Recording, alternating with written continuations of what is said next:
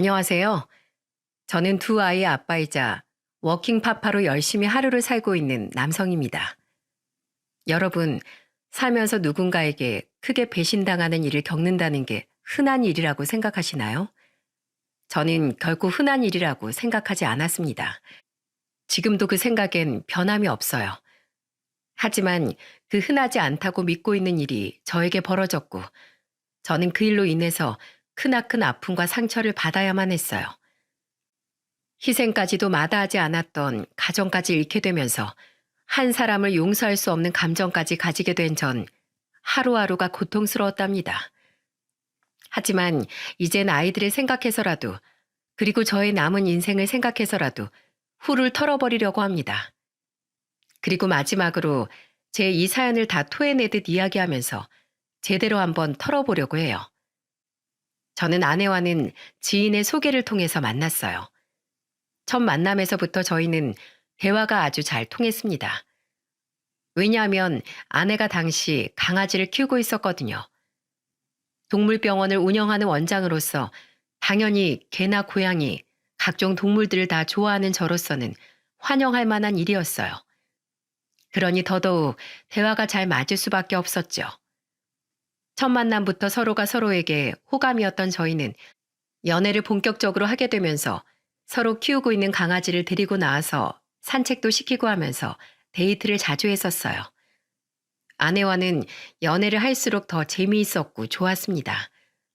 그래서 결혼을 생각하게 된 거였죠. 아내와 결혼하는 데 있어 다른 것들은 전혀 문제가 없었어요. 저희 부모님도 아내를 예뻐했고 아내도 공기업 다니면서 성실하게 사는 사람이었기에 어찌 보면 신부감으로도 훌륭한 사람이었죠. 그래서 저희 부모님도 참하고 성실한 아내를 참 마음에 들어 하셨습니다. 근데 결혼 진행에 있어서 문제가 하나 있다면 바로 처가였어요. 그 중에서도 이 집안은 장인과 처남이 아주 큰 문제였습니다.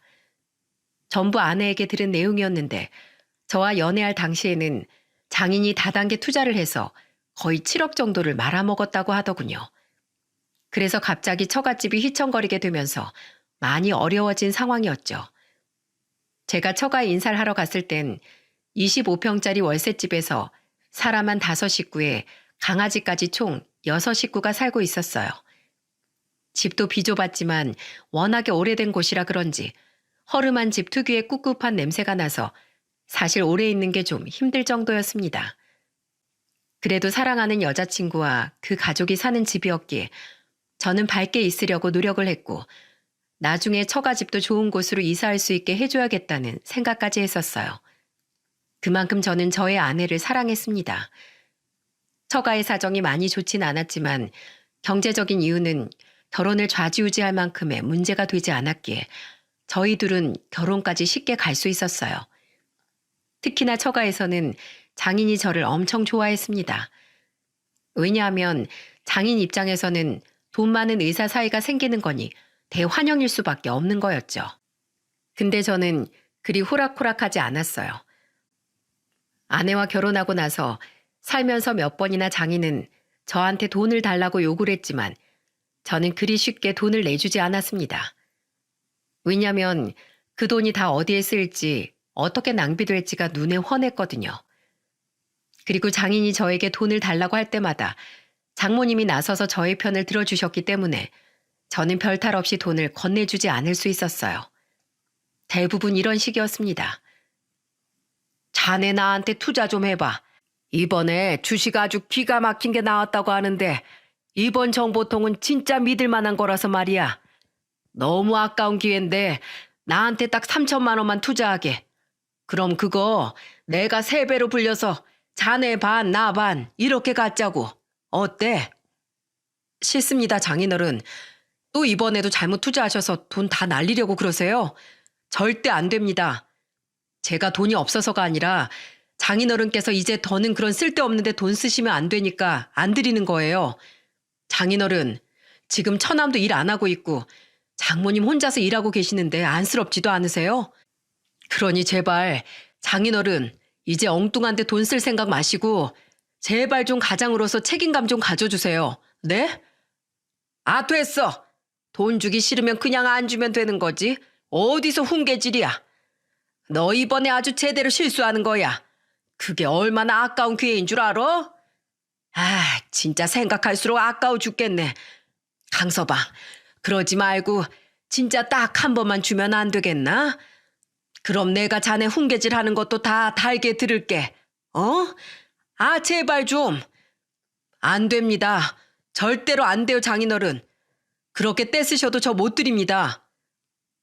제가 이렇게 장인어른과 실랑이를 벌이고 있으면 그 대화를 듣고 있던 장모님이 꼭 제 편을 들어주셨어요.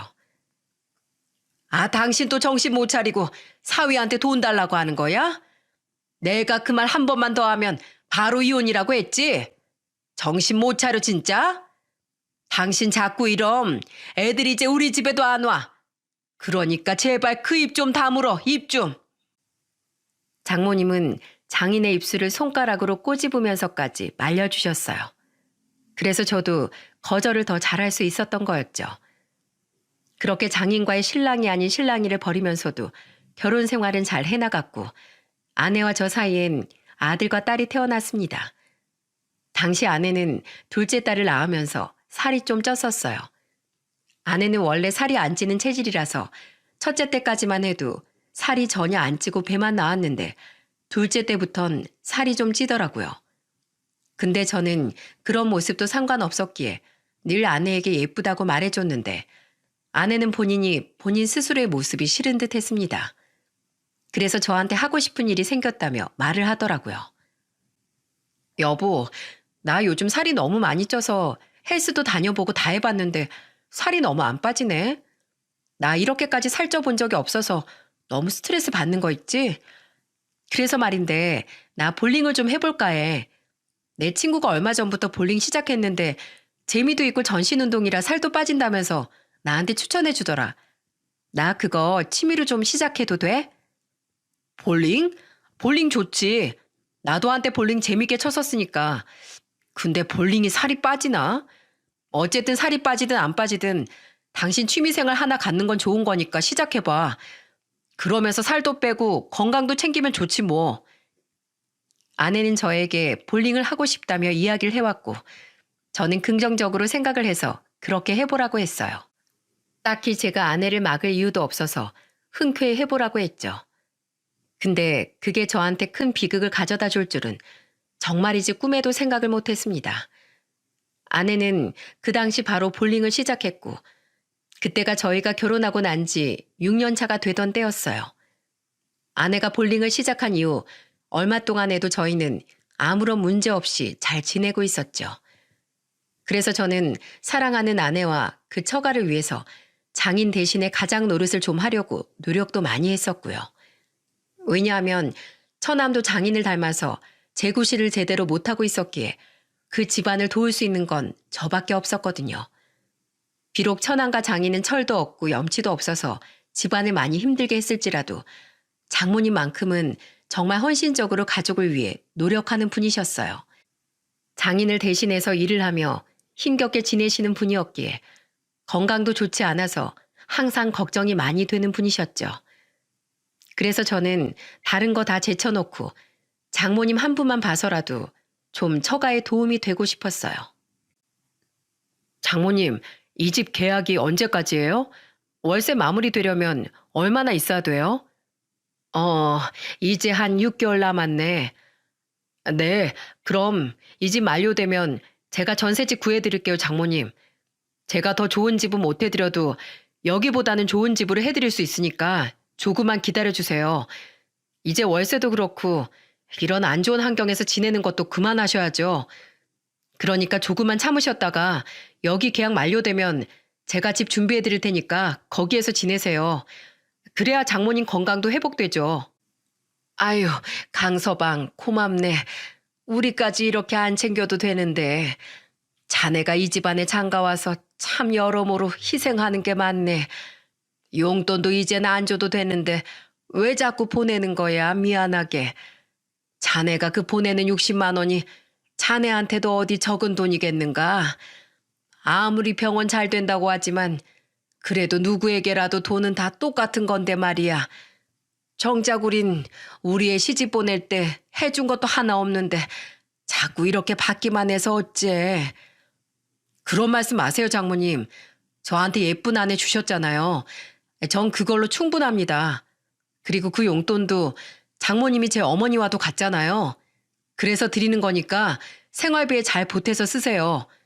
또 장인어른께 다 빼앗기지 마시고요. 아유, 그럼 자네 장인은 나한테 용돈 들어오는 것도 몰라. 안 그럼 벌써 난리 났지. 걱정 마, 그건. 그리고 참 고맙네.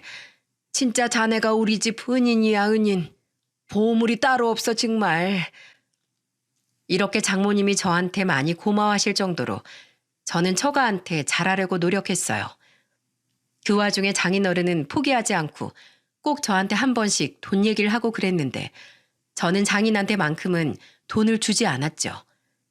그리고 한 번은 평소보다도 더 딱 잘라서 말씀드렸고요. 장인어른, 제가 장인어른께만큼은 돈 안 드리는 거 아시잖아요. 가끔 한 번씩 용돈은 드릴 수 있지만 전 장인어른께 큰 돈은 그렇게 드릴 수가 없어요. 저는 장인어른께 사위이고 싶지 돈 대주는 기계가 되고 싶지는 않습니다. 그러니까 더는 돈 얘기는 하지 마세요. 앞으로도 계속 장인어른께 돈 드릴 일은 없을 거예요. 그리고 전에도 말씀드렸지만 이젠 제발 가장노릇 잘할 마음 좀 가지세요. 저 정말 장모님 안쓰러워 죽겠습니다. 제가 처가에 도울 수 있는 것도 한계가 있잖아요. 그러니까 장인어른 제발 좀 장모님을 봐서라도 가장으로서 책임을 다해 주세요. 이렇게 단호하게 거절을 하고 나니까 장인어른은 에이, 치사한 놈. 알았다, 알았어. 내 돈 얘기 너한테 다신 하나 봐라. 하여간에 저놈의 잘난 척은 어째 점점 더 심해져. 그 훈계 좀 하지 마. 내 인생 내가 알아서 살고 내 마누라는 내가 알아서 챙기니까. 이렇게 말씀한 뒤로 돈 얘기를 하지 않으셨죠.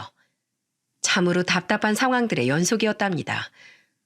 근데 또 저한테 거머리같이 달라붙는 인간이 하나 있었는데 그게 바로 처남이었어요.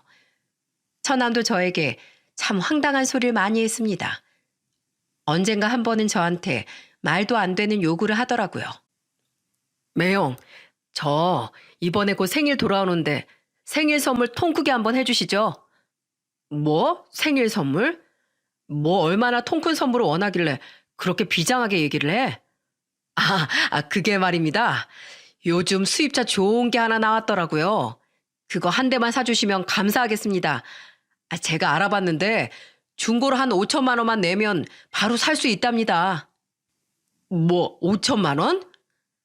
처남, 지금까지 살면서 돈 5천만 원 모아봤어? 지금 통장에 얼마 있어? 통장에요? 한 8만 원 있나? 그런 사람이 5천만 원짜리 차를 사달라는 게 말이 돼? 제발 철 좀 들어. 지금 장모님 몸 편찮으신가 안 보여? 제발 나가서 일 좀 제대로 하고 돈 모아, 돈. 괜한 사람들한테 빌붙어서 거머리처럼 살 생각 말고. 아니, 매영, 말이 좀 지나치십니다. 매영은 돈도 잘 벌면서 처남한테 너무 야박한 거 아니에요? 뭐야? 처남, 내가 돈 쉽게 버는 것 같아? 제발 어디라도 나가서 일 좀 해봐. 막노동이라도 해보라고. 하루에 10만 원 버는 것도 힘든 세상이야. 나도 힘들어, 나도. 돈 버는 거 누구한테나 다 쉬운 일 아니야. 처남도 좀 깨달아야 돼. 진짜 꼰대야 뭐야. 됐습니다. 됐어요. 사주기 싫으면 말아요. 저는 일부러 처남에게 이렇게 세게 말을 해줬습니다. 근데 철없는 처남은 끝까지 철없이 행동을 하더라고요. 근데 그렇게 처남을 떼어내 놓을 정도로 저는 호락호락하게 장인이나 처남에게 함부로 돈을 대주지 않았죠. 하지만 이들도 잠깐은 화를 내면서도 저를 이해를 하고 넘어간 건 그 외엔 제가 정말 잘했기 때문이었어요. 처남한테 모질게 굴어도 아주 가끔씩 생일이나 명절 때가 되면 필요한 거 사라고 용돈도 주고 장인에게도 건강식품이나 옷 같은 것들, 생활에 꼭 필요한 것들을 챙겨주면서 사위 노릇을 잘 했었죠. 매달 용돈은 유일하게 장모님에게만 드렸던 거였어요. 그리고 이제는 전세집까지 약속을 해드릴 정도로 저는 정말 처가의 사위로서의 역할을 최선을 다해서 했습니다. 그건 처가도 알고 제 아내도 아는 사실이었죠. 하지만 제가 노력한 그 대가가 철저한 배신으로 올지는 몰랐습니다. 아내에게 볼링을 다니라고 한 저의 좋은 마음이 큰 화가 되어 돌아오게 될 줄은 정말 꿈에도 생각하지 못했죠. 아내는 볼링을 시작하자마자 좀 생활 패턴도 이상해지고 성격도 좀 점점 이상해지기 시작했어요. 아내는 점차적으로 바뀌더니 나중에는 아예 180도 변했죠. 아내는 집에도 늦게 들어오면서 전화도 받지 않고 아무런 연락 없다가 새벽 3시, 4시에 들어올 때도 많았어요. 저는 아내가 연락도 없고 새벽 늦은 시간까지 들어오질 않아 걱정이 되어 잠도 오질 않았어요. 그래서 아내가 들어올 때까지 기다리고 있었는데 글쎄 한 번은 새벽 4시가 넘어서 들어오는 아내의 상태가 완전히 엉망이더라고요. 완전히 술 냄새에 쩔어서는 가까이 가기도 힘들 정도였죠. 당신 대체 뭐 하는 거야? 지금 시간이 몇 시야? 왜 전화를 안 받아서 사람 걱정을 시켜? 왜? 꼴은 그게 또 뭐고? 도대체 술을 얼마나 마신 거야? 아, 여보 미안. 나 친구들이랑 술 마시고서 나도 모르게 차에서 깜빡 잠들었지 뭐야. 그게 말이 돼? 이 시간까지 술 마시다가 차에서 잠들었다고? 당신이 언제 한 번이라도 이런 적 있었어? 정말 요즘 들어 왜 이래? 연락도 없이 집에 늦게 들어오질 않나? 맨날 들어올 때마다 술에 취해 있질 않나? 정말 왜 그러는 거야? 아이, 사람이 살다 보면 그럴 수도 있는 거지. 나라고 뭐 맨날 조신하게 집에만 있어? 뭐 범생이처럼 회사만 다니냐고.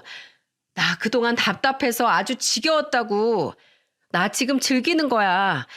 내 인생 내 맘대로 좀 살아보고 있는 중이라고. 애 낳느라 못 즐긴 거 이제 즐긴다고 생각해 당신도. 내가 뭐 밖에서 허튼 짓 하는 것도 아니고 그냥 친구들이랑 노는 것뿐인데 간섭 좀 그만해. 당신 여기서 더하면 집착이야 집착.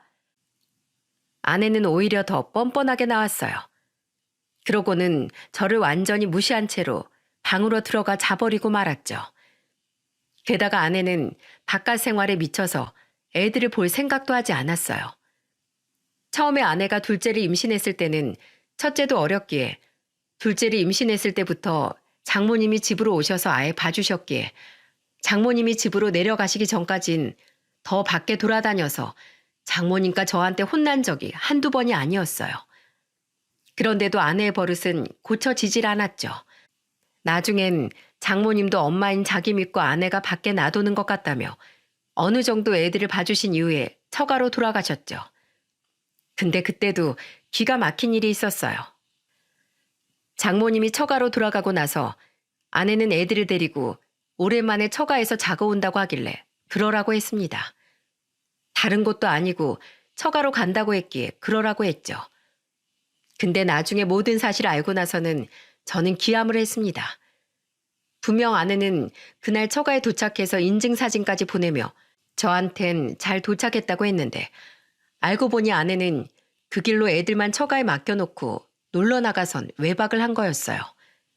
그 외박을 누가 했는진 제가 조금 뒤에 말씀드리겠습니다. 그렇게 아내의 이상한 행동은 계속되어 갔어요. 하루하루를 답답하게 보내고 있다가 이대로는 안 되겠다 싶어 아내의 뒷조사까지 해볼 생각으로 마음을 먹고 있던 찰나에 누군가가 저에게 연락을 해줬습니다. 저는 그 전화를 받자마자 깜짝 놀라고 말았어요. 강효성 씨 핸드폰 맞습니까? 네, 맞는데요. 누구시죠? 강효성 씨 맞아요? 그럼 당신 와이프가 김지숙 맞나요? 네, 맞습니다만 누구시죠? 누군데 제 이름이랑 제 와이프 이름을 알고 계시는 거예요? 내가 누구냐고요? 놀라지 마세요. 저 당신 아내랑 같이 바람피고 있는 남자 와이프예요. 당신 아내가 지금 밖에서 무슨 짓을 하고 돌아다니는 줄 아세요? 내 남편이랑 바람피고 돌아다니고 있어요. 놀랍게도 그 여자는 제 와이프의 상간남의 아내 되는 사람이었어요. 그때까지도 아내가 바람피는 줄 전혀 몰랐던 전 그녀의 정체에 깜짝 놀라고 말았습니다. 제 와이프 상간남의 아내는 먼저 자신의 남편이 바람피는 것을 우연히 알게 되면서 뒷조사를 했고 그 조사를 통해 제 연락처까지 알게 된 거였어요. 그리고는 저에게 모든 사실을 알리기 위해 전화를 해온 거였죠. 그 여자는 거기에서 그치지 않고 저한테 직접 만나자고까지 했어요. 저는 자초지종을 제대로 듣기 위해 그 여자를 만나러 나갔습니다. 안녕하세요. 강효성입니다. 네, 우리 긴 말 필요 없고 본로만 이야기할까요? 지금 당신 와이프랑 제 남편이 어떻게 만났는지는 아시나요? 당신 아내 볼링 동호회 다니죠? 제 남편이 거기 동호회 회원이면서 강사예요. 아마추어 대회에도 몇 번 나갈 만큼 실력은 있는 인간인데 그 실력 가지고 동호회 여자 회원들 꼬시면서 바람 피우는 아주 파렴치한 놈이죠. 그리고 그 짓거리 같이 하고 있는 게 당신 와이프고요. 난 이 인간이 이런 적이 한두 번이 아니라 조그만 낌새를 보여도 다 눈치를 채는데 이번엔 보니까 당신 와이프랑 바람을 피고 있더라고요. 자, 당신이 내 말을 못 믿을 수 있어서 내가 증거까지 준비했어요. 한번 보세요. 그 여자는 저에게 충격적인 사실을 다 이야기하면서 제 와이프와 그 상간남이 바람 피우는 현장에 담긴 증거 사진까지 보여줬어요. 그 사진 안에는 둘이서 민망한 장소로 들어가는 모습이나 둘이서 애정 행각을 벌이는 모습들이 전부 다 찍혀 있었습니다. 그걸 보면서 전 정말 기가 막혔어요. 제 남편 이게 처음이 아니에요. 이전에도 벌써 2번이나 그랬었어요. 나한텐 다시는 안 그러겠다고 친정시댁 다 모여있는 자리에서도 싹싹 빌면서 다시는 안 그러겠다고 하던 인간이 또 이러고 있는 거예요. 이게 말이 돼요? 내가 정말 너무 억울하고 분해서 이대로는 용서할 수가 없어서 제대로 복수하려고 당신 찾아온 거예요. 그리고 당신도 혹시나 모르고 있을까봐 당신 와이프에 대해서 제대로 알라고 이렇게 찾아왔어요. 근데 봐요. 당신 전혀 모르고 있었잖아요. 나 아니었으면 당신 그대로 그 여자한테 속아서 살았을 거예요. 이것들 정말 가만두면 안 돼요. 제대로 혼쭐 나게 해줘야 한다고요. 제 앞에 있는 여자는 울고 화내고를 반복하면서 정말 가슴 아파했습니다. 그 모습을 보는데 저 역시도 아내에 대한 배신감이 같이 올라오면서 울분이 터지더라고요. 그 뒤로도 여자는 한참을 이야기했는데 모든 전후 사정을 다 들어보니 볼링을 강습할 때 약간의 신체 접촉이 있는데 그걸 이용해서 그 남자가 여자들을 꼬시는 듯 했어요. 그 여자는 이런 이야기를 해주면서도 아마도 제 와이프도 그런 꼬임에 넘어간 걸 거라고 이야기를 다 해주더군요. 저는 모든 사실을 다 전해들은 이후엔 더 들을 것도 없어 보였습니다. 결론은 하나였어요. 와이프가 날 두고 바람을 피웠다는 것, 바로 그거 하나였죠. 그것만 보더라도 전 가만히 있을 수가 없었습니다. 그래서 속으로 모든 것을 다 정리한 후에 제 앞에 있는 상간남의 아내에게 말했어요. 알겠습니다. 지금까지 당신이 저한테 말해준 모든 사실 다 이해했어요. 이 증거 사진은 저한테 보여주려고 준비하신 거라고 하니 제가 가지고 가도 되겠습니까? 이후 일들은 제가 다 알아서 처리하겠습니다. 당신은 당신이 계획한 대로 그 남편이든 제 와이프든 복수하세요. 속 시원히 복수하시고 저는 저대로 제 와이프랑 그 남자 처리하려고 합니다. 저는 이렇게 비장하게 이야기를 하고는 그 자리를 박차고 나왔습니다. 그때는 제 눈앞에 있는 상간남의 아내 얼굴을 보는 것조차 힘이 들더라고요. 그래서 더는 못 보겠어서 얼른 나와버린 거였죠. 그 길로 제가 받은 증거 사진들을 가지고 바로 아내에게로 향했어요. 그날만큼은 다행인지 불행인지 아내가 집에 있었기에 집으로 갔습니다. 아내는 집에서 거실 바닥에 애들은 다 나뒹굴게 냅두고 혼자서 소파에 드러누워 TV를 보고 있더라고요. 그 꼴도 정말 한심스럽고 기가 차서 저는 보자마자 단도직입적으로 물었습니다. 당신 나한테 뭐 할 말 없어? 어? 요즘 당신 부쩍 이상해진 거에 대해서 말이야. 나한테 설명할 거 없냐고. 당신 김병호라는 사람 알지? 제가 곧바로 상간남 이름부터 아내에게 들이대자 아내는 순간적으로 당황한 눈치였어요. 근데 진짜 가증스럽게도 바로 얼굴을 굳히더니 뻔뻔스럽게 나오더군요. 김병호? 그 사람이 누군데? 그 사람을 몰라? 왜 몰라? 당신이 매달 레슨비 주고 볼링 배우고 있는 사람이 김병호잖아. 그동안 이름도 모르고 볼링 배웠냐? 어? 제가 이렇게 화를 내는데도 아내는 여전히 뻔뻔함을 유지한 채로 대답을 했어요. 진짜 가증스럽기 짝이 없었죠. 아, 그분이 김병호였나? 뭐 난 별로 신경 안 쓰니까 몰랐지. 이름도 처음 알았네. 이름 몰라도 볼링 배우는 데는 전혀 지장 없어. 몰랐어? 진짜 그 사람 이름 몰랐어, 당신? 근데 모르는 사람이랑 이렇게 이상한 곳을 다녀? 봐, 당신 옆에 있는 사람이 누군지. 당신 볼링 선생 김병호잖아. 전 너무 화가 난 나머지 제가 가지고 있던 증거 사진을 아내 얼굴에 뿌려버리면서 소리쳤어요. 아내가 그 사진을 보고 나서야 뻔뻔스럽게 나오던 행동이 쏙 들어가서는 당황한 채로 말을 하더라고요. 아, 여보, 이걸 어떻게... 이 사진이 다 뭐야? 이런 걸 다 어디서 난 거야? 내가 모를 줄 알았어? 사람은 죄를 지었으면 언젠가 꼬리가 밟히게 되어 있어. 안 그래도 내가 당신 이상해서 뒷조사를 해보려고 했는데 때마침 김병호란 인간의 아내가 날 찾아왔더라. 니년 때문에, 너 때문에 가정 파탄 났다고 눈에 쌍심지를 켜고 날 찾아왔어. 너 어떻게 할래? 그 여자 보통 여자 아니던데. 그 여자 아주 도끼 제대로 품었더라. 게다가 그 김병호란 인간한테 당신이 처음이 아니라던데. 벌써 당신 앞에 2명이나 여자가 더 있었는데 그 여자들 다 갈아치우고 당신 만난 거래. 당신도 철저하게 그냥 그 남자한테 이용당한 거라고. 알아? 이 미련한 여자야. 인생을 왜 그렇게 사냐? 왜 그렇게 살아? 할 짓이 없어서 바람을 피워? 애 둘이나 있는 여자가 말이야. 부끄러운 줄 알아야지. 아니야 여보. 난 진짜 그런 거 아니야. 그게 아니라 여보. 이 사람은 있지? 그냥 친구야. 정말 단지 친구로 만났을 뿐이야. 이 사람이랑 난 그런 사이 아니라고. 아내는 제 말을 듣더니 속에서 열불이 나는 게 훤히 보이는데도 우선은 저와 함께 있는 이 상황을 마무리하려고 침착한 척 말을 하더라고요. 하지만 거기에 그냥 넘어갈 제가 아니었습니다. 아, 친구? 그러면 너네 회사 있지? 거기 게시판에다가 제 아내가 친구랑 이런 곳을 갔는데 여러분도 친구랑 이런 곳을 갈 수 있나요? 하고 내가 물어볼게. 과연 몇 명이나 네 편 들어주나 한번 보자. 너 같은 인간들이 또 있나 확인 좀 해보자고. 아니 여보, 내가 잘못했어. 내가 이렇게 무릎 꿇고 싹싹 빌게. 다시는 안 그럴게. 헤어질게. 나 이 사람 정말 가볍게 만난 거야. 당신도 당신 입으로 말했잖아. 내가 그 인간한테 3번째라고. 나는 진짜 처음인데. 근데 진짜 가볍게만 만난 거야. 그래서 무슨 사이라고 할 것도 없고 번호라고 매길 것도 없어.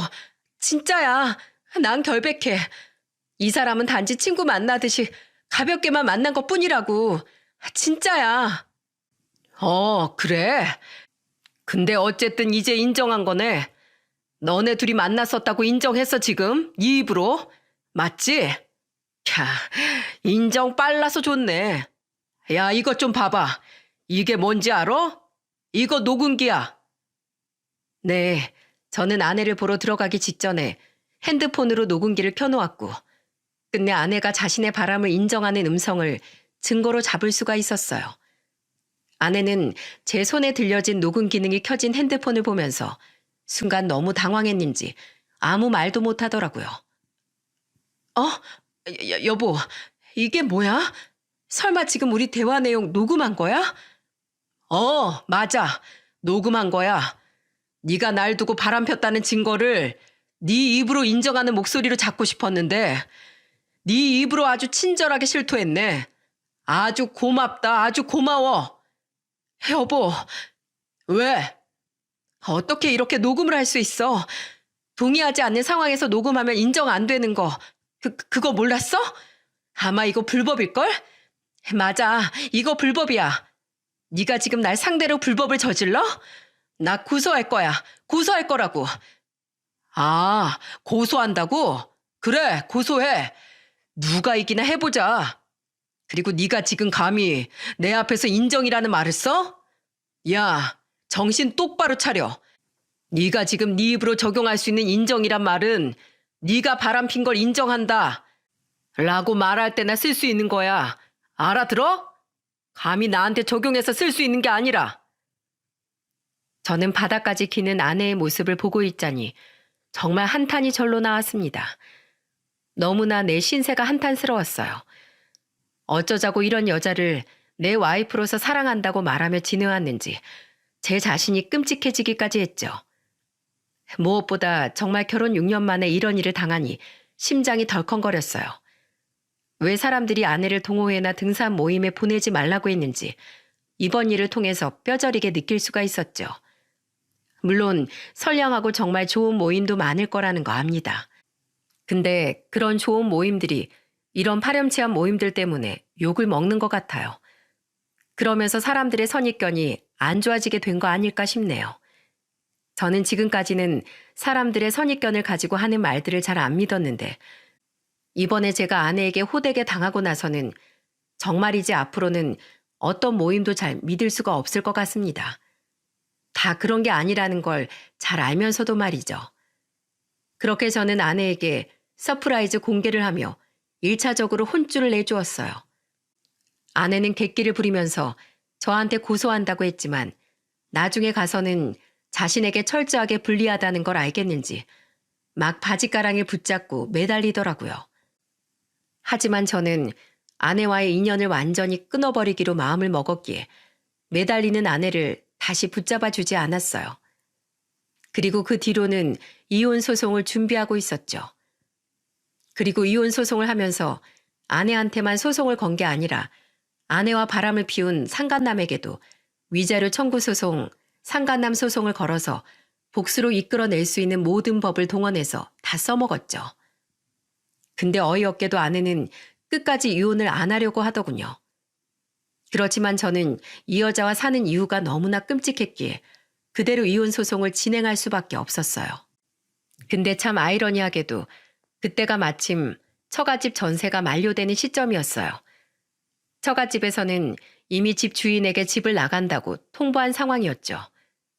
그리고는 처갓집에서는 하염없이 저만 바라보고 있었던 거였어요. 왜냐면 제가 이번에 월세 계약 만료되면 전세로 집을 얻어준다고 약속을 했기에 그들은 당연히 저만 기다리고 있었던 거였죠. 그리고 역시나 때가 되니 뻔뻔스러운 장인에게서 연락이 왔습니다. 자네, 이번 달에 우리 집 만료되는 거 알지? 아, 네, 알고 있습니다. 집은 잘 알아보고 있나? 자네가 아파트로 전세 얻어준다고 했잖아. 아, 그랬죠. 그래. 지금 알아보고 있는 거야? 네, 열심히 알아보고 있습니다. 그런데 장인어른, 와이프한테 무슨 소리 못 들으셨어요? 아니, 못 들었는데, 뭐 전혀 아무 말이 없던데. 아, 그래요? 지금 무슨 일이 벌어졌는지 아무것도 못 들으셨겠네요. 아무것도 못 들었네. 왜 무슨 일 있었나? 아, 알겠습니다. 아버님, 제가 집 더 알아보고 연락하겠습니다. 알았네. 난 우리 사이만 믿네. 아주 하루라도 빨리 좋은 집으로 이사 가고 싶어서 온몸이 근질근질거린다고. 우리 사이만 믿고 기다림세. 대신 오래 기다리긴 하지 말게나. 이러고 철없이 전화를 끊어버리더라고요. 돌아가는 상황을 보아하니 아내는 처갓집에 자기 스스로 쪽팔렸는지 자신이 바람핀 것이 걸려 이혼 소송 중이라는 걸 이야기 안 했던 것 같았어요. 그 당시 소송 중에도 아내는 어떻게 해서든지 제 마음을 돌이키려고 애를 많이 썼기 때문에 뻔한 일이었죠. 아내가 제 마음을 돌이키기 위해 어떤 짓까지 했냐면 여러 행동 중에 제일 어이없었던 행동이 있었는데 바로 애들을 이용한 일이었습니다.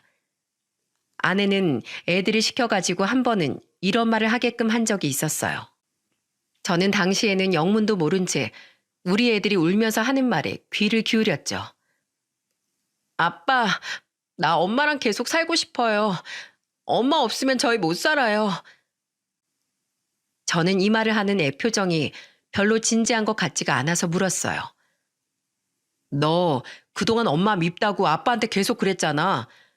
엄마가 집에도 안 들어오고 밥도 안 줘서 엄마 밉다고 하지 않았어? 네, 아빠. 근데 엄마가 아빠한테 이렇게 말하라고 했어요.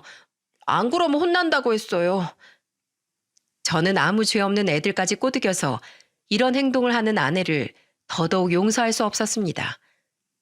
그래서 절대로 같이 합칠 생각은 추호도 들지 않았죠. 근데 이런 저를 또 계속해서 힘들게 하는 인물이 있었습니다. 바로 장인이었죠. 제가 일주일이 지나도 아무런 연락을 취하지 않자 또 처갓집에서 전화가 왔더라고요. 저는 여기에서 아주 기발한 아이디어가 떠올라 바로 행동으로 실행에 옮겼답니다. 자네 일주일이 지났는데 아직 소식이 없는가? 아, 네, 장인어른. 제가 안 그래도 전화 드리려고 했는데 제가 집 주소 보내드릴 테니까 그쪽으로 가보세요. 아주 좋은 집 얻어놨거든요. 그래. 주소 좀 보내줘. 그것은 바로 처가 쪽의 아내의 실체를 밝히기로 한 거였어요. 저는 장인에게 새로운 집을 알려주는 척 했지만 실은 그 집 주소는 상간남의 집 주소였습니다. 저는 복수를 위해서 그 상간남의 아내에게 이미 별거에서 혼자 지내고 있는 상간남의 집 주소를 알아냈고 그곳으로 장인이 가도록 유인을 한 거였어요. 그동안 저는 상간남의 아내랑 꾸준히 연락을 했기 때문에 상간남 아내는 그 집에서 나와 친정으로 간 것을 이미 알고 있었어요. 그래서 그걸 이용해 제대로 복수를 할 생각으로 적극 활용을 한 거였죠. 저는 장인에게 그 집 주소를 가르쳐 주면서 한 가지 말도 덧붙였어요. 장인어른, 그 집에 가서 초인종 누르고 나 김지숙 아빠 되는 사람이요 라고 말하면 어떤 남자가 마중을 나올 거예요. 얘기 한번 잘 해보세요. 전세 조금이라도 좀 싸게 해달라고 말 잘 해보세요. 만족할 만한 결과가 나왔으면 좋겠네요. 응원하겠습니다. 알았네. 저는 제대로 놀려대는 말투로 말을 했고 그때까지만 해도 눈치채지 못했던 장인은 그 이후에 제가 준비한 서프라이즈를 제대로 받으셨는지 그날 저녁에 노발대발하면서 화를 내며 연락이 왔더라고요. 자네 이게 뭔가? 날 지금 엿먹이는 거야? 네? 엿이요? 장인어른, 말씀은 똑바로 하셔야죠. 엿은 제가 먹은 것 같은데요. 장인어른 지금까지 저 어떻게 보셨어요? 절 지금까지 돈줄로 보셨잖아요. 제가 진짜 이것만큼은 모른 척하고 넘어가려고 했는데 전에 장모님께서 우리 애들 봐주신 게 감사해서 용돈 드렸는데 그거 장인어른이 가져가셨다면서요? 장모님이 불쌍하지도 않으세요? 장인어른 때문에 집안 망하고 뼈 빠지게 일하면서 자식들 키우고 집안 살림 다 해결했는데 지금 장인어른 뭐하고 계세요? 그 아픈 몸으로 애들 봐주신 게 죄송하고 감사해서 장모님께 용돈 드렸는데 그 돈을 뜯어가세요? 전 장모님이 참 불쌍해요. 어떻게 사람이 그럴 수 있어요? 저는 그동안 속에 담은 말들을 장인 앞에 다 쏟아냈어요. 근데 역시 장인은 그렇게 쉽게 정신을 차리지 않더라고요. 그건 자네가 알 필요 없고 왜 우리 딸 바람핀 건 나한테 얘기 안 했어? 그 남자가 내가 하는 말을 듣더니 날 보더니 문도 안 열어줬네. 자네가 알려준 대로 내 딸 이름 부르면서 애비되는 사람이라고 하니까 아예 날 찬밥 취급하는데 이게 어떻게 된 거냐고. 그 집주인이 그 여자랑 헤어졌으니까 다신 볼 일 없다면서 당장 나보고 꺼지라고 했어. 알어? 하도 하는 짓이 불량해서 내가 그게 무슨 소리냐며 따졌더니 그제서야 내 딸한테 가서 다 들으라고 말하더라. 자네 다 알고 보낸 거지? 맞지? 어떻게 나한테 그놈 집을 알려줄 수 있는가? 그게 지금 나 엿먹으라는 것밖에 더 돼? 어디 말해보게. 아니 장인어른, 혹시 알아요? 그 상간남이 아내하고 잘 돼서 그 집에서 함께 살자고 할지. 그래서 제가 그 집 알려드린 건데 뭐 제가 잘못한 건가요? 뭐? 이렇게 내 뒤통수를 쳐? 장인어른, 아니 아저씨, 이제 아저씨라고 할게요. 아저씨? 네, 아저씨요. 어차피 지금까지 나 돈줄로밖에 생각 안 했잖아요. 그런 놈이 아저씨라고 부르든 장인이라고 부르든 뭐 차이 있나요? 왜요? 지금 당신이 그 상간난 집으로 가게 된 게 그렇게 억울하세요? 나는요, 억장이 무너집니다. 억장이 무너진다고요. 됐고요. 이제 전화하지 마시고요. 정말로 좋은 집에서 살고 싶으면 장인어른께서 직접 돈 버셔서 직접 사세요. 장모님 고생은 그만 시키시고요. 예? 저는 이렇게 말을 해버리고는 전화를 먼저 끊어버렸습니다. 그렇게 장인 사건으로 해서 이제 완전히 처갓집 식구들까지 이 모든 사건들에 대해 알게 되었어요. 그 뒤로 저와 아내는 장모님께 곧바로 호출을 당했고 아내는 불호령을 맞았습니다. 이 아이 정신 나간 거사.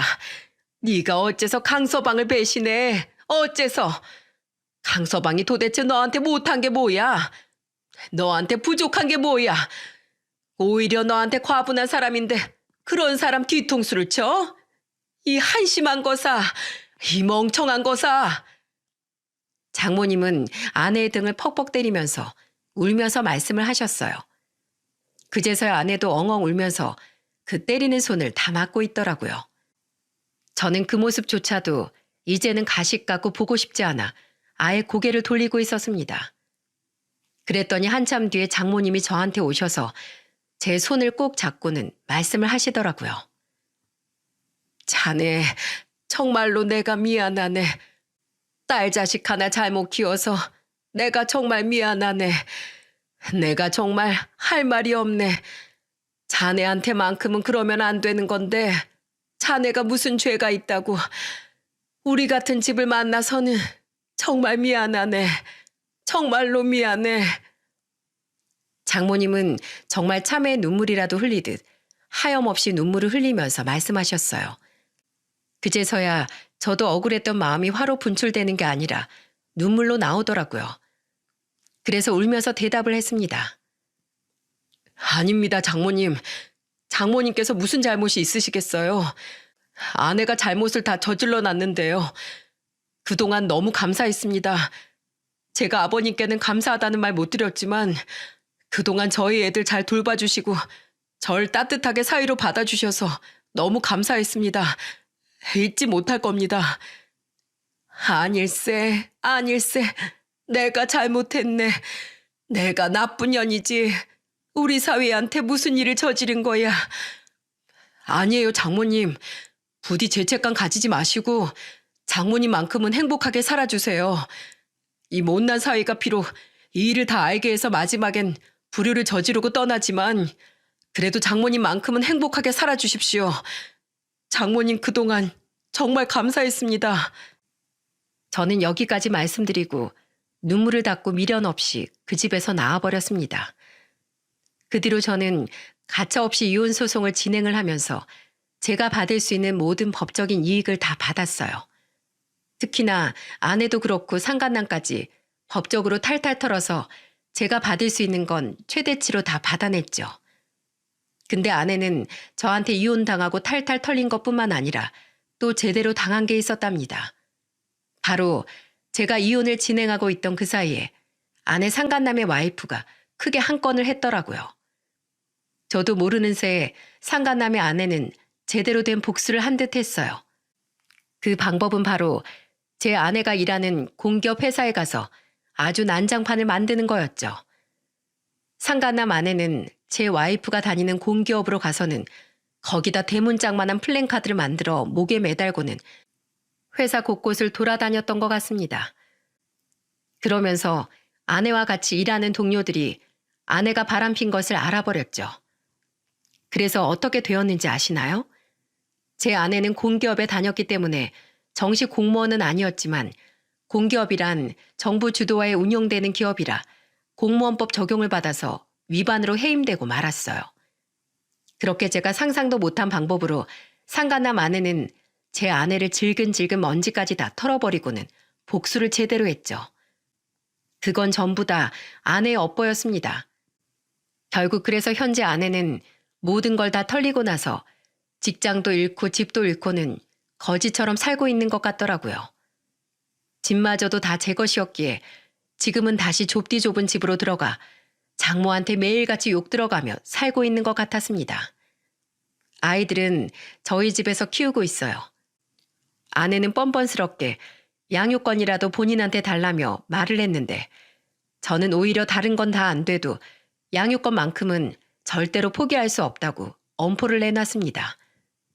근데 어차피 법 자체가 저한테 유리했기 때문에 와이프는 양육권을 가지고 갈 수도 없었죠. 그렇게 애들은 제가 키우게 되었고 저는 일을 하느라 아이들을 제대로 돌볼 수가 없어서 지금은 저희 어머니께서 키워주고 계신답니다. 아내한테는 면접 교섭권 때문에 아이들을 보여줘야 하는 상황이긴 하지만 저는 제발 아내가 정신 진짜로 차리고 난 다음에 연락을 해줬으면 좋겠어서 그냥 기다리고 있는 중이에요. 처음에는 무작정 애들을 핑계로 저한테 매달리길래 경찰에 신고를 해서 접근 금지까지 받아놓은 상황이고요. 도를 넘어서서 아예 스토커같이 매달리다 보니까 도저히 안 되겠더라고요. 아마도 아내는 현실적으로 저 없이 그리고 이제는 직장도 없이 지내는 게 두렵고 힘들어서 저한테 매달리는 것 같았어요. 하지만 쉽게 받아줄 제가 아니었죠. 지금은 아주 법의 무서운 맛을 보고는 또다시 법적인 조치를 당할까 무서워서 저한테 다가오지도 못하고 있어요. 그리고 제발 정신 차리라는 의미와 함께 제대로 쓴맛을 보여주기 위해 양육비 한 달이라도 밀리면 또 바로 고소할 거라고 해버리니까 지금은 알바를 다니면서 양육비를 벌고 있는 듯 하더라고요. 어떻게든 한 달 양육비를 벌기 위해 안간 힘을 쓰고 있는 것 같은데 저는 그게 조금도 안쓰럽지 않습니다. 왜냐면 저는 정말로 그렇게 뼈 빠지게 일하면서 가정을 지키려고 노력했었고 그 노력을 무참히 다 무너뜨리고 가정을 뭉개버린 게 아내였기 때문이죠. 여러분, 제가 겪어보니 사람이 변하는 건 정말 한순간이더군요. 저는 제 아내가 이렇게 변할 줄은 정말로 몰랐습니다. 그냥 동물을 좋아하고 자기 일에 성실한 김지숙으로서 내 아내로서 우리 아이들의 엄마로서 끝까지 변함없이 살아갈 거라고 생각했는데 그건 제 큰 착각이자 오산이었어요. 제가 이 사연을 쓰게 된 이유는 저같이 배신당하는 남편들 혹은 아내들이 없기를 바라는 마음에서 쓰게 되었어요. 여러분은 부디 끝까지 가정이 서로 하나가 되어 서로를 믿어주고 의지자가 되어주는 그런 구성원으로 끝까지 유지되길 바라며 응원하겠습니다. 제 사연 들어주셔서 정말 감사합니다.